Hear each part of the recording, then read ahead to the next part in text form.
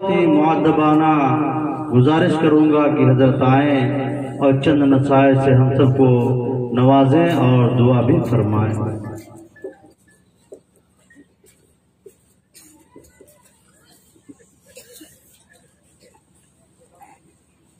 بسم اللہ الرحمن الرحیم، الحمد للہ رب العالمین والعاقبۃ للمتقین، والصلاة والسلام علی سید الانبیاء والمرسلین، اما بعد، اعوذ باللہ من الشیطان الرجیم، بسم اللہ الرحمن الرحیم، قوا انفسکم واہلیکم نارا وقودها الناس والحجارہ۔ تفصیلات آپ کے سامنے آ گئی ہیں، اب بات کا اور تفصیل کا کوئی موقع بھی نہیں ہے اور وقت میں کوئی گنجائش نہیں۔ آپ نے بڑی قربانی دی، ٹھنڈک کے موسم میں ٹھنڈی رات میں آپ ابھی تک بیٹھے ہوئے ہیں، اس لیے آپ کے حال پر رحم کھانا بھی ضروری ہے۔ یہاں کوئی پارٹ تو ادا نہیں کرنا ہے، کیوں؟ اس لیے کہ مقصد دین کی باتوں کا آنا ہے۔ باتیں بہت ہو جائیں، عمل نہ ہو تو کوئی خاص فائدہ نہیں، اور باتیں کم ہوں عمل ہو جائے تو وہی کام ہے۔ ایک دو باتیں ذہن میں جو پورا جلسہ سنتے ہوئے ذہن میں آئیں، ان کو حوالے کر دینا آپ کی ضروری ہے۔ پہلے تو میں مہادیو کے لوگوں کو اس کی مبارکباد دیتا ہوں کہ انہوں نے یہ دینی پروگرام بچایا اور اس کے لیے انہوں نے محنت کی۔ یہ دین اور ایمان کا ایک حصہ ہے، دین کی وجہ سے، ایمان کی وجہ سے یہ پروگرام بچانے کی بات آئی۔ میں اتنی دیر بیٹھا رہا، ہم جانتے ہیں مہادیو کے لوگ ہم سے بہت محبت کرتے ہیں اور سچی محبت کرتے ہیں، اور اس میں کوئی شبہ بھی نہیں ہے۔ اسی محبت کے واسطے، اسی محبت کے کھچاؤ میں ہم بیٹھے رہے۔ اللہ تعالیٰ آپ کو سلامت رکھے اور دین کی سمجھ عطا فرمائے۔ دیکھو بھائی، محبت میں ماننا ہوتا ہے، محبت میں ماننا ہوتا ہے، انکار کی کوئی گنجائش نہیں۔ اگر انکار ہو تو اس کا نام محبت نہیں ہے، وہ دھوکہ ہے۔ محبت کا اثر ماننا ہوتا ہے۔ آپ یقیناً ہم سے محبت کرتے ہیں، اور علماء سے بھی محبت کرتے ہیں، اور کسی بھی اہل علم سے یا کسی بھی دیندار سے آپ کی محبت یہ آپ کے لیے نجات کا ذریعہ بھی بن سکتی ہے، لیکن یہ امکانی چیز ہے، لیکن اللہ اور اللہ کے رسول سے محبت اور اللہ کے دین سے محبت پر ہماری نجات موقوف ہے، اور اللہ اس کے رسول کی محبت پر جنت یقینی ہے، ہماری نجات یقینی ہے۔ اور یہ بات ہم کھلی آنکھوں اپنی دیکھ رہے ہیں اور رتب و یابس کو سمجھ رہے ہیں۔ اس لیے ہماری محبت میں سچائی ہو تو کام بنے گا، اور اگر محبت میں سچائی نہ ہو تو کام بننے والا نہیں۔ دنیا میں فراڈیاں بہت ہوتے ہیں، لیکن اصل تعلق دار وہ ہوتا ہے جو بات مان لے،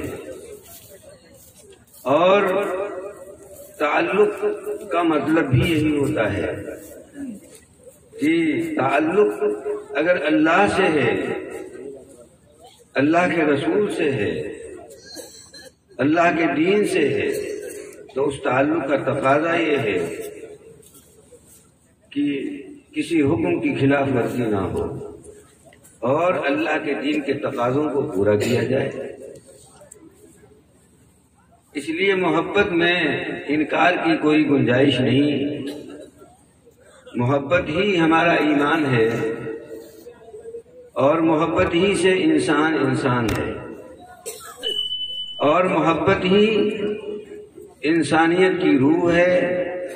اگر محبت کا رابطہ یا محبت کا سلسلہ باقی نہ رہے تو انسانیت مردہ ہے۔ جیسے انسان ایک جسم ہے اور اس جسم میں روح کی وجہ سے ایک رابطہ بنا ہوا ہے، ہاتھ اپنی جگہ سے جڑے ہوئے ہیں، پیر اپنی جگہ جڑے ہوئے ہیں، اور پورا جسم جو ایک منظم ہے اور جسم میں جو ایک نظام قائم ہے اور جسم کا ہر عضو اپنے کام میں لگا ہوا ہے اور نقل و حرکت کر رہا ہے، تو یہ نظام کس کی وجہ سے قائم ہے؟ یہ جو اس میں روح ہے، اس روح کی وجہ سے یہ جسم میں جو نظام ہے وہ قائم ہے، اور اگر وہ روح نکل جاوے تو جسم میں جو نظام ہے وہ اس میں انتشار پیدا ہو جائے گا۔ ہاتھ اپنا کام چھوڑ دیں گے، پیر بھی اپنا کام چھوڑ دیں گے، آنکھیں بھی اپنا کام چھوڑ دیں گی، اور دل بھی اپنا کام کرنا چھوڑ دے گا، کان بھی سننے کا کام نہیں کریں گے۔ تو اس رابطے کی وجہ سے ہمارے جسم کے اندر ایک جوڑ ہے، وہ جوڑ باقی ہے روح کے رابطے کی وجہ سے۔ رابطہ ایک زندگی ہے، رابطہ ایک حیات ہے۔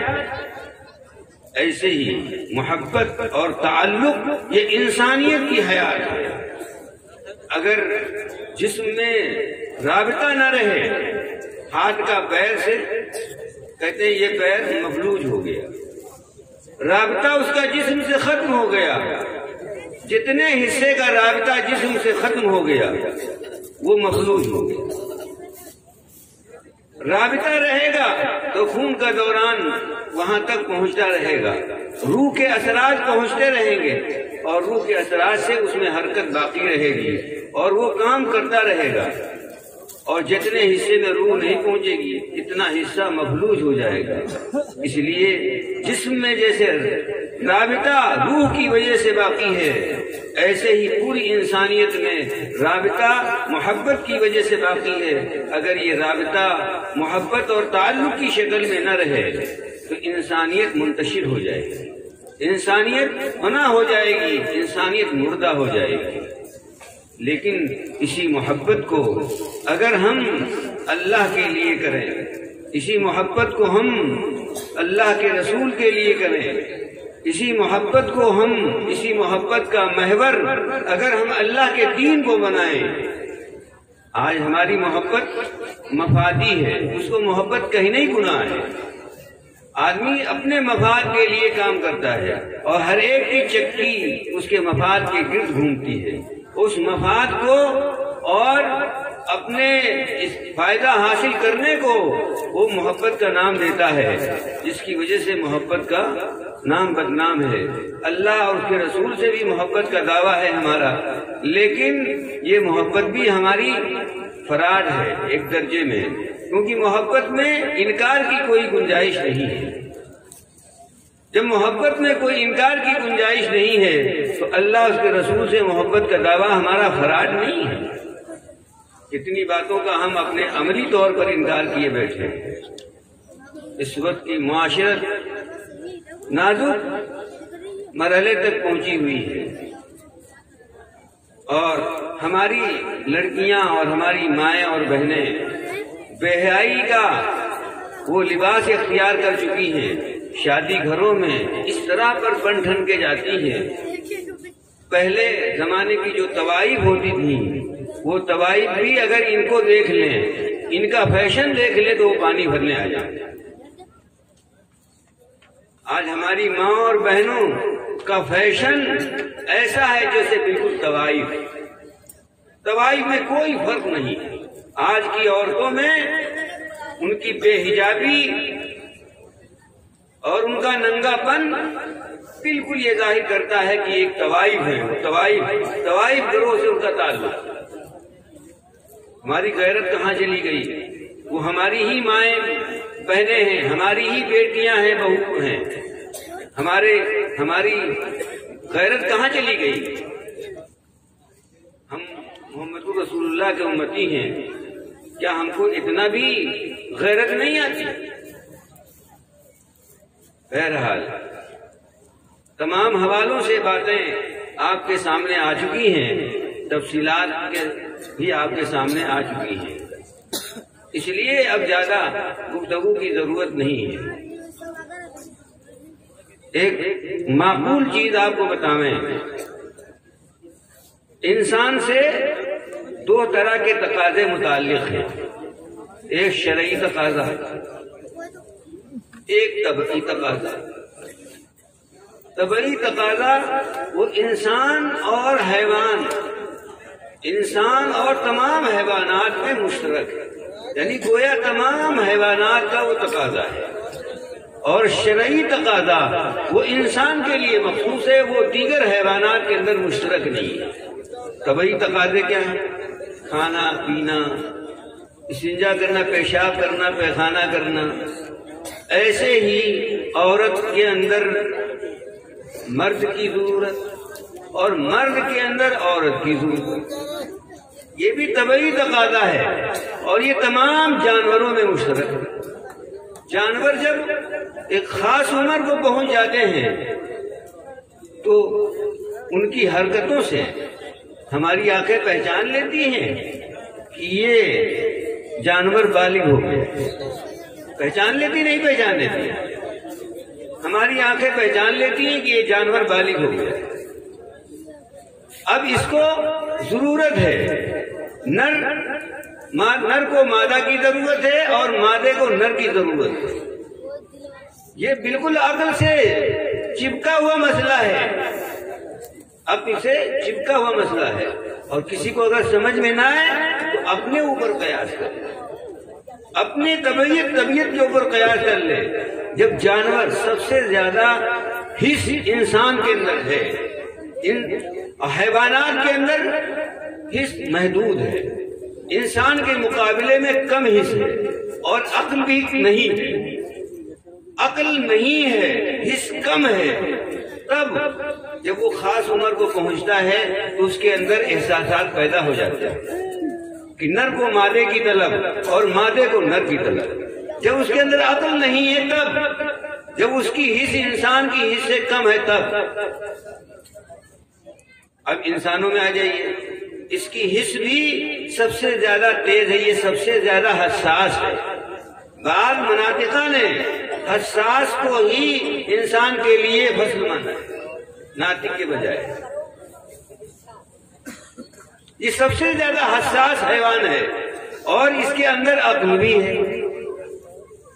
یہ جب خاص عمر کو پہنچتا ہے تو وہ تقاضا، وہ طبعی تقاضا جو ہر مرد اور عورت کے اندر اللہ نے رکھا ہے، وہ تقاضا ابھر کر سامنے آتا ہے، اور اس تقاضے کے ابھرنے کی علامتیں بھی سامنے آتی ہیں۔ وہ تقاضا ابھر کے سامنے آتا ہے، اور جب تقاضا ابھر کے سامنے آتا ہے تو لڑکے کے اندر بھی وہ احساسات جنم لیتے ہیں، اور لڑکیوں کے اندر بھی وہ احساسات جنم لیتے ہیں۔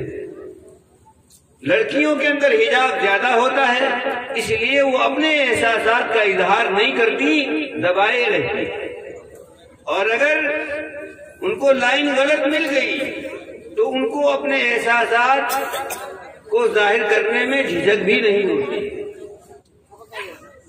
لیکن اگر دباؤ میں ہے، بندش ہے، شریعت کی سمجھ ہے، اسلام کی سمجھ ہے، تو پھر وہ اس کی وجہ سے کنٹرول میں رہتی ہے۔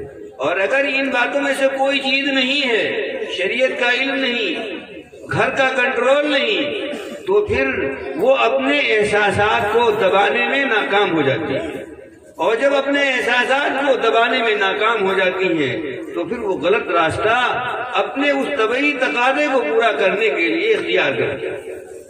یہ طبعی تقاضا ہے، یہ طبعی تقاضا ہے۔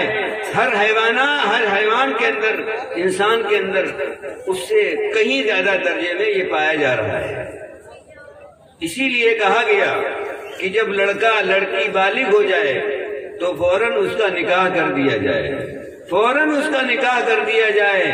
اگر بالغ ہونے کے بعد نکاح میں تاخیر کی گئی تو اگر لڑکے سے لڑکی سے کوئی گناہ ہوگا تو اس کے ذمہ دار ماں باپ ہوں گے۔ اسی لیے باپ کو نکاح کی ولایت دی گئی کہ بالغ ہونے سے پہلے، تاکہ وہ یہ نہ بہانہ کر سکے کہ جی ہم کو تو نکاح ڈھونڈنے میں 1 سال لگ گیا۔ یہ پہلے سے ولی ہے، اللہ نے اس کو نکاح کی ولایت دی ہے، نکاح کا اختیار دیا ہے۔ اس لیے بالغ ہونے سے پہلے اپنے ولایتی اختیار کو استعمال کرے اور پھر تلاش کرے، اور جب جہاں بالغ ہو فوراً نکاح کرے۔ اب معلوم بالغ ہو گیا اور بالغ ہونے کے بعد 5 سال اور گزر گئے، تب اس کے دل میں ایک خیال پیدا ہوا، کیا وہ آپ کی لڑکی ہے یا پتھر ہے؟ وہ آپ کا لڑکا ہے یا پتھر ہے؟ آپ کی عقل کہاں چلنے چلی گئی؟ 20 سال کی لڑکیاں ہو گئیں، 25 سال کی لڑکیاں ہو گئیں۔ 14 سال پر اسلام لڑکی کے بالغ ہونے کا حکم لگا دیتا ہے، اگر کوئی علامات بلوغ میں سے ظاہری علامت ظاہر نہ ہو تب، اور اگر کوئی علامت بلوغ کی ظاہر ہو گئی تو 14 سال سے پہلے ہی بالغ ہونے کا حکم لگا دیا جائے گا۔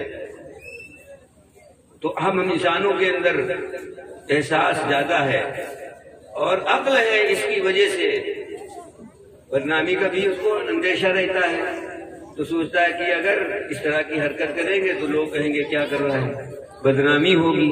جانور بدنامی کو نہیں ڈرتے کیونکہ ان کے اندر عقل نہیں ہے، اس لیے وہ سب کے سامنے اپنی وہ حرکت کرتے رہتے ہیں، اور یہ چونکہ عقل رکھتا ہے تو یہ بھی وہی حرکتیں کرنا چاہتا ہے، اور اس کی طبیعت کا تقاضا ہے، اس کے لیے چھپتا ہے تاکہ کوئی دیکھے نہ، بدنامی ہو جائے گی۔ اور یہ جو اس کے اندر منصوبہ بندی ہوتی ہے وہ عقل کی وجہ سے ہوتی ہے۔ اس لیے نکاح میں تاخیر یہ بہت بڑے جرم کا باعث ہے، جو معاشرہ کنٹرول میں نہیں آ رہا ہے۔ اس کی خاص وجہ یہی ہے کہ ہم نے نکاح میں بلا وجہ تاخیر کرنی شروع کر دی، اور یہ تاخیر جو ہے لڑکے کے لیے بھی گناہ کا موجب بنتی ہے اور لڑکیوں کے لیے گناہ کا موجب بنتی ہے۔ اور پھر ہم خون کے آنسو روتے ہیں، تو خون کے آنسو رو، کسی اور چیز کے رو، لیکن تلافی اس کی ہونے والی نہیں۔ اس لیے اس چیز پر دھیان کرے۔ شرعی تقاضا انسان نے مجبور بھی نہیں، اللہ نے مجبور بھی نہیں کیا۔ جو شرعی تقاضا ہے اس میں آدمی کو اختیار ہے، اس میں مجبور نہیں ہوتا، اس میں مجبور نہیں ہوتا، طبعی طور پر مجبور نہیں ہوتا۔ جیسے نماز شرعی حکم ہے تو آدمی چھوڑتا بھی ہے، پڑھتا بھی ہے، پڑھتا بھی ہے، چھوڑتا بھی، اس میں کوئی مجبوری نہیں ہے۔ اور استنجا لگ گیا تو مجبوری ہے، سردی میں آدمی چاہتا ہے استنجا نہ لگے، لیکن لگ گیا تو جانا، سردی میں دوڑتے۔ طبعی تقاضوں میں آدمی مجبور ہو جاتا ہے، طبعی تقاضوں میں آدمی مجبور ہو جاتا ہے۔ بھوک لگ جائے گی اور برداشت سے باہر ہو جائے گی تو آدمی اگر حلال ذریعہ پیٹ بھرنے کا نہیں پائے گا تو حرام راستے سے اپنے پیٹ کی بھوک کو مٹائے گا۔ اگر اس کو پیاس کی شدت پریشان کر رہی ہے، اگر کوئی ایسا مشروب جو جائز اور حلال ہو اس کی پیاس کے بجھانے کے لیے نہیں مل رہا ہے تو ایسا مشروب وہ تلاش کرے گا جو اس کی پیاس کو بجھا دے، چاہے وہ ناجائز ہو۔ ایسے ہی مرد عورت کا جو تقاضا ہے یہ طبعی تقاضا ہے، اس میں مجبور ہوتا ہے طبعی تقاضے کے اعتبار سے۔ اس طبعی تقاضے کو دبایا نہیں جا سکتا، اسی لیے قانون الہی میں مرد کے ساتھ عورت، عورت کے ساتھ مرد کی جوڑا بندی قانون بنا دی گئی، کیونکہ یہ طبعی تقاضا ہے، اس طبعی تقاضے کو دبایا نہیں جا سکتا۔ کہ طبعی تقاضا دبایا نہیں جا سکتا، مجبور ہے۔ لوگ کہتے ہیں لڑکی چلی گئی، اس پر حیرانی کر رہے، ہم کو حیرانی کی نہیں گئی، یہ جو بیٹھی ہیں وہ نہیں گئی، اس پہ حیرانی۔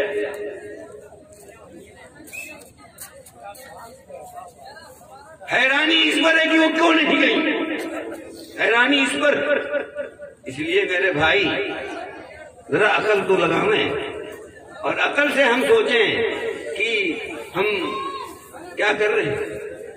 پھر اس کے بعد اصلاح معاشرہ جلسہ اور عورتوں کا، خواتین کا اجتماع، یہ ان کے اقتدار کے سیلاب کو نہیں روکے گا۔ جتنی گریجویٹ لڑکیاں اس لائن میں بہہ کر کے دوسروں کے ساتھ گئی ہیں، غیر گریجویٹ نہیں گئی ہیں، شمارہ کر لیا جائے۔ اور ان کا خاص سبب ان کا اختلاط، کیونکہ آگ دبی رہتی ہے، اور جب اختلاط ہوتا ہے، اختلاط کو کیوں منع کیا گیا؟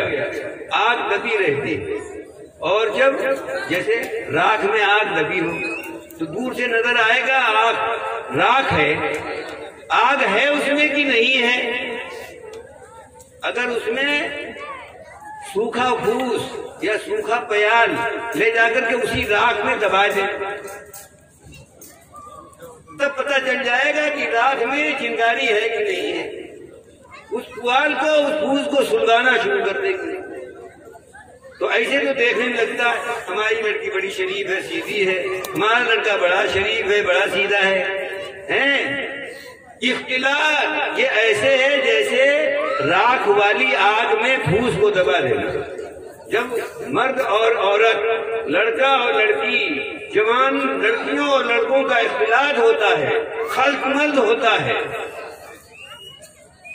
تو پھر راکھ میں ہلکی سی چنگاری بھی پوال کو تھوڑی دیر کے لیے سلگاتی ہے، پھر لپٹ کی شکل میں نکل پڑتی ہے، جلا دیتی ہے۔ تب پتہ چلتا ہے کہ راکھ نہیں، اس میں تو ڈھیر ہے۔ کتنے گھوڑے ان پہ راکھ عورتوں نے لے جا کے ڈال دی، راکھ سمجھ کر کے۔ کیا سمجھتی تھی کہ اس میں آگ ہے؟ ہلکی سی چنگاری نظر نہ آئی، لیکن وہاں سوکھا اس کو کرکٹ مل گیا، اور اس کے سہارے سے وہ آگ جل اٹھی، معلوم ہے بھورا بڑھنے لگا۔ تو جو مرد و عورت کا اختلاط ہے، وہ اختلاط یہ کیا کہتے ہیں، اس تقاضے کو ابھار دیتا ہے، اس تقاضے کو ابھار دیتا ہے۔ ایسا مرد و عورت کا اختلاط جو تقاضے کو ابھار رہا ہے، پھر بھی اگر نہ جائے وہ تو حیرانی نہیں ہے۔ آگ میں پھوس لگامیں اور جلے نا۔ پھر اس کے بعد وہ کہتے ہیں سر پکڑ کے رو، اللہ ہم سب کے حال پر رحم فرمائے، ہم سب کے حال پر رحم فرمائے، اور جو باتیں اس مجلس میں کہی گئی ہیں ان پر عمل کی توفیق عطا فرمائے۔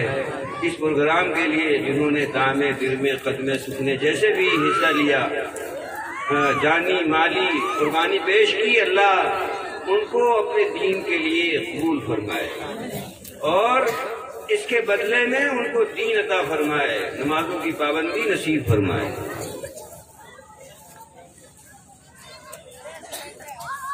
کئی پرچیاں آئی ہوئی ہیں دعا کے لیے۔ تسلیم بانو سب بیمار ہیں، ان کے لیے دعا صحت فرما لیں، اور زمین ندی میں کٹی جا رہی ہے، ندی کٹان کر رہی ہے، اللہ سے دعا فرمائیں اللہ تعالیٰ جو ہے اس کو روک دے۔ دریا اللہ کے حکم سے چلتا ہے، اس کا پانی جو بہتا ہے وہ اللہ کے حکم سے بہتا ہے۔ جتنے دریا جاری ہیں وہ اللہ کے حکم سے جاری ہے، یہ بھی اللہ کے حکم سے جاری ہے۔ اللہ چاہے تو اس کے رخ کو موڑ دے۔ اس لیے ہم سب اپنے مالک کی طرف رجوع ہیں۔ اور اس سے پہلے بھی ایک زبردست سیلاب کی شکل میں کٹان شروع ہوا تھا، پھر کاٹتے کاٹتے بالکل گاؤں کے قریب آ گئی تھی، اور پھر پلٹ گئی تھی، رخ دوسری طرف ہو گیا۔ تو یہ گاؤں بچ گیا، ورنہ تو اسی وقت یہ سب صاف ہو گیا ہوگا۔ اللہ سے دعا کیجیے، اللہ تعالیٰ کے بس میں سب کچھ ہے، اس کے اشارے پر سارے کام ہوتے ہیں، ہوا بھی اسی کی اجازت سے چلتی ہے، اور دریاؤں کی روانی بھی اسی کی حکم کی محتاج ہے۔ آپ کو معلوم نہیں، عمرو بن العاص رضی اللہ تعالیٰ عنہ گورنر تھے، حضرت عمر بن الخطاب رضی اللہ تعالیٰ عنہ خلیفۃ المسلمین تھے۔ مصر کا دریائے نیل خشک ہو گیا، دریائے نیل خشک ہو گیا۔ لوگ آئے دوڑے ہوئے اور کہنے لگے ہر سال خشک ہو جاتا ہے، اور ہم اس میں ایک نئی نویلی کنواری لڑکی کو دلہن بنا کر کے زیورات پہنا کر کے اس دریا میں بٹھاتے ہیں، پانی جاری ہو جاتا ہے۔ یعنی ایک لڑکی کی بھیٹ جب چڑھائی جاتی ہے تو یہ دریا پھر اپنے ہاتھ پر جاری ہو جاتا ہے۔ یہ رسم چلی آ رہی ہے۔ اس لیے جب دریا خشک ہو جائے گا تو ہم لوگ ایک لڑکی کی بھیٹ چڑھاتے ہیں اور پھر یہ دریا جاری ہو جائے گا۔ عمرو بن العاص رضی اللہ تعالیٰ عنہ نے کہا اب ایسا نہیں ہوگا، ہم اس سلسلے میں خلیفۃ المسلمین کو مطلع کرتے ہیں، وہ جو بتائیں گے وہ کیا جائے گا۔ حضرت عمرو بن العاص رضی اللہ تعالیٰ عنہ نے خلیفۃ المسلمین حضرت عمر بن الخطاب رضی اللہ تعالیٰ عنہ کو خط لکھا اور کہا کہ یہ مصر کے لوگوں کا حال ہے، اور مصر کے دریائے نیل کا یا نیل مصر کا یہ حال ہے۔ خلیفۃ المسلمین حضرت عمر بن الخطاب رضی اللہ تعالیٰ عنہ نے خط لکھا، ایک خط لکھا عمرو بن العاص کے نام، ایک خط لکھا نیل مصر دریائے نیل کے نام۔ عمرو بن العاص رضی اللہ تعالیٰ عنہ کے پاس لکھا کہ جو میں خط لکھ رہا ہوں دریا کے نام، اس کو دریائے نیل میں ڈال دیا۔ اس میں لکھا اے نیل مصر، اگر تو اپنے سے جاری ہوتا ہے، اپنے سے بہتا ہے تو مت بہ، تیرے بہنے کی، تیرے جاری ہونے کی کوئی ضرورت نہیں، اور اگر تو اللہ کے حکم سے جاری ہوتا ہے تو جاری ہوتا ہے۔ خلیفۃ المسلمین کا وہ خط دریائے نیل میں ڈالا گیا، وہ رسم پر ختم ہو گئی، اور اس وقت سے آج تک تاریخ شہادت دے رہی ہے کہ پھر نیل کا پانی کم نہیں۔ تو اللہ جیسے دریاؤں کو بہاتا ہے ایسے روکتا بھی ہے۔ موسیٰ علیہ السلام کو اللہ نے حکم دیا بنی اسرائیل کو لے کے نکل جاؤ، اور وہاں پہنچے تو آگے نیل پڑ گیا۔ بنی اسرائیل نے کہا اب تو ہم کو ڈبوائے دیں گے یا پکڑوائے دیں گے۔ فرعونیوں کے ہاتھ اللہ نے کہا لاٹھی مارو، لاٹھی ماری، پانی کو کھڑا کر دیا، پانی کو کھڑا کر دیا اور راستہ بن گیا، 12 راستے بن گئے۔ تو پانی کو روکنا اور جاری کرنا اسی کا کام۔ بنی اسرائیل پار ہو گئے، فرعونی اور فرعون ان لوگوں نے دیکھا راستہ بن گیا، چلو ہم بھی پار کر جائیں، اور بنی اسرائیل کو پکڑ لے جا کر کے۔ وہی پانی جو کھڑا تھا اللہ نے کہا چل اب چلو بہ جاؤ، پانی بہنا شروع ہو گیا، تو وہ فرعون اور وہ فرعونی اسی میں ڈوب گئے۔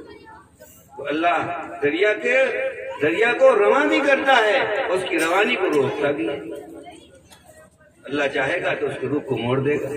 ہم سچے دل سے اللہ سے دعا کریں، اللہ تعالیٰ دریا کے رخ کو موڑ دے، اور رخ مڑ جائے گا۔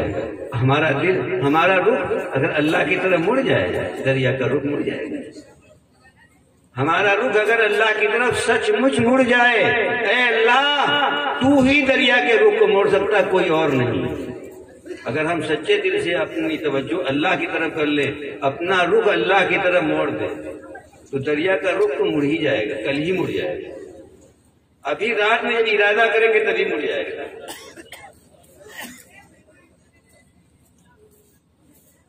بسم بسم الله الرحمن الرحيم الحمد لله رب العالمين اللهم صل على محمد وعلى آل محمد كما صليت على إبراهيم وعلى آل إبراهيم إنك حميد مجيد اللهم بارك على محمد وعلى آل محمد كما باركت على إبراهيم وعلى آل إبراهيم إنك حميد مجيد ربنا ظلمنا أنفسنا وإن لم تغفر لنا وترحمنا لنكونن من الخاسرين ربنا لا تزغ قلوبنا بعد إذ هديتنا وهب لنا من لدنك رحمة إنك أنت الوهاب ربنا لا تجعل في قلوبنا غلا للذين آمنوا ربنا إنك رؤوف رحيم ربنا إنك رؤوف رحيم اے اللہ ہماری خطاؤں کو معاف فرما، قصوروں کو درگزر فرما، اپنا فضل فرما، اپنا کرم فرما، ہم سب کے حال پر رحم فرما۔ اے اللہ جو بیمار ہیں انہیں شفا کاملہ عاجلہ عطا فرما، جو پریشان حال ہیں ان کی پریشانیوں کو دور فرما۔ اے اللہ اس قوم کی حفاظت فرما، اے اللہ شر سے حفاظت فرما، اے اللہ ضرر سے حفاظت فرما، اے اللہ دریا کے رخ کو موڑ دے، اے اللہ پانی کے دھاروں کو موڑ دے، اے اللہ اس زمین کی حفاظت فرما، اے اللہ اس زمین کی حفاظت فرما، اے اللہ اس پر اللہ کا نام لیا جا رہا ہے، اے اللہ اس زمین پر تیرا گھر بنا ہوا ہے، اے اللہ اس زمین پر تیرے رسول اللہ کا گھر بنا ہوا ہے، اے اللہ اس زمین پر تیرا نام لیا جا رہا ہے، اے اللہ اس زمین پر تیرے پیارے حبیب محمد صلی اللہ علیہ وسلم کا نام لیا جا رہا ہے، اے اللہ دین کے تذکرے ہو رہے ہیں اس زمین پر، اے اللہ اس زمین کی حفاظت فرما، اے اللہ اس زمین کی حفاظت فرما، اے اللہ اپنا فضل فرما، اپنا کرم فرما، اے اللہ ہماری گنہگاری پہ نہ جا، ہماری سیاکاری پہ نہ جا، اے اللہ ہماری بے اعتباری پہ نہ جا، اے اللہ ہماری عیاری اور مکاری پہ نہ جا، اے اللہ ہماری گنہگاری پہ نہ جا، اے اللہ ہماری گندگی پہ نہ جا، اے اللہ تو قاتل مطلق ہے، تو پاک بے عیب ہے، اے اللہ ہم سراپا عیب دار ہیں، اے اللہ گندے بندے ہیں، گندے ہیں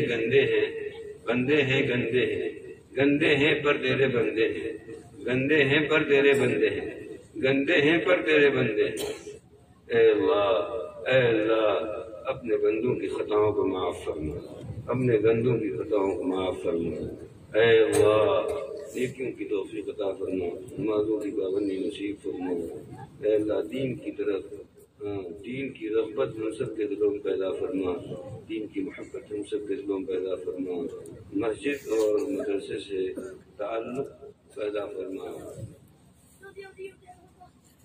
اپنے پیارے حبیب محمد رسول اللہ صلی اللہ علیہ وسلم کے صدقے اور اپنے فضل کے دفعل ہم سب کی دعاؤں کو قبول اور منظور فرما۔ ربنا تقبل منا انك انت السميع العليم وتب علينا انك انت التواب الرحيم وصلى الله تعالى على خير خلقه محمد وآله وصحبه اجمعين برحمتك يا ارحم الراحمين۔